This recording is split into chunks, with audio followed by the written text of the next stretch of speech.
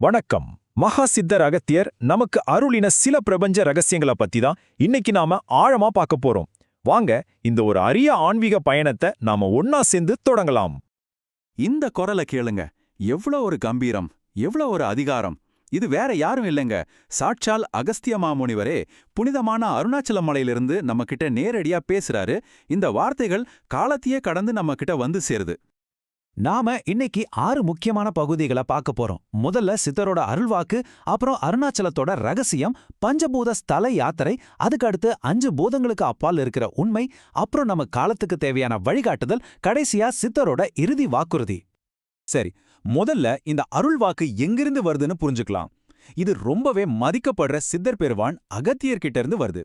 அவரோட ஞானம் பல யுகங்களை கடந்து இன்னைக்கும் நமக்கு வழிகாட்டுது.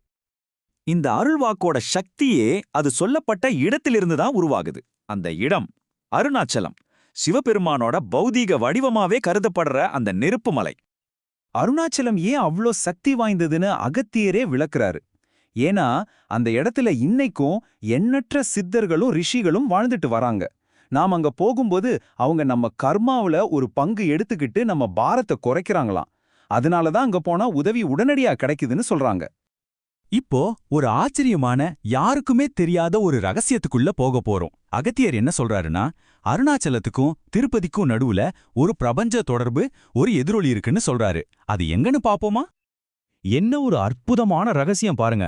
கார்த்திகை தீப திருவிழாவோட நடுராத்திரியில அருணாச்சலத்துல சிவபெருமான் தன்னோட உடுக்கையை அடிச்சு நடனம் ஆடும்போது அந்த தெய்வீக ஒளி நேரா திருப்பதி மலையில எதிரொலிக்குதான். அதாவது படைப்பின் ஒளியே இந்த 2 மகா சக்தி பீடங்களையும் இணைக்குது. இது ஒரு காஸ்மிக் எனர்ஜி டிரான்ஸ்ஃபர் மாதிரி. சரி, வாங்க அடுத்த ரகசியத்துக்கு போகலாம். இது இயற்கையோட அடிப்படை கூறுகளை இணைக்கிற ஒரு புனிதமான யாத்திரையை பத்தினது. இந்த பயணம் நம்ம ஆன்மாவை சுத்தப்படுத்துறதுக்காகவே வடிவமைக்கப்பட்டது. அகத்தியர் ஒரு பழங்கால ஆன்மீக பாதையை நமக்கு காட்டுறாரு. முதல்ல அருணாச்சலத்துல தொடங்கி அங்கிருந்து திருப்பதிக்கு போய் அதுக்கப்புறம் பஞ்சபூத ஸ்தலங்களுக்கு போகணும். இது சும்மா ஊர் சுத்துற மாதிரி ஒரு யாத்திரை இல்லைங்க. இது பிரபஞ்சத்தோட 5 மகா சக்திகளோட நம்மள நாமளே இணைச்சிக்கிற ஒரு செயல்முறை. இங்க பாருங்க, அந்த யாத்திரையில வர்ற 5 கோவில்களும் அது படைப்பெண் 5 பெரும் பூதங்களோட எப்படி தொடர்பு படுதுன்னோ தெளிவா இருக்கு.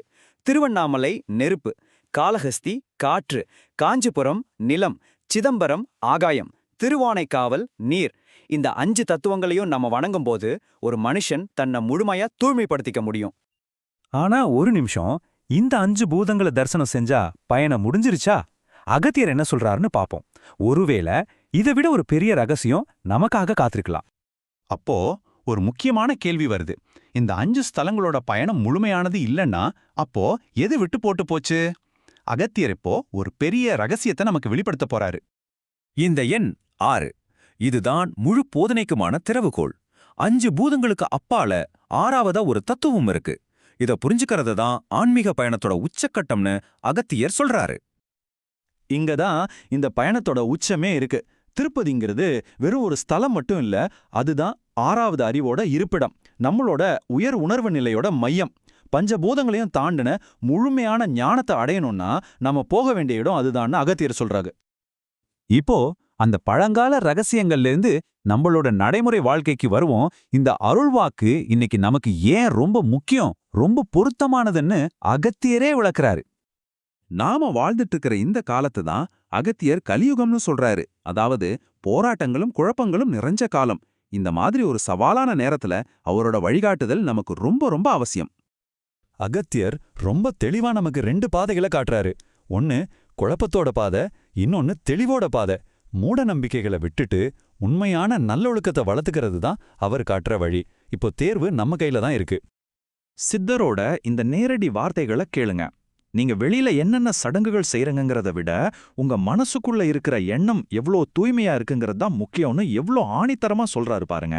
நம்ம எண்ணங்கள் தூய்மையா இருந்தா மட்டும்தான் இறைவனோட அருளை நாம பெற முடியும். இப்போ இந்த விளக்கத்தோட கடைசி பகுதிக்கு வந்திருக்கோம். சித்தர்கள் நமக்கு என்ன ஒரு நம்பிக்கை நிறைந்த செய்தியை விட்டுட்டு போயிருக்காங்கன்னு பாப்போம். இந்த ஷாட் பாருங்க.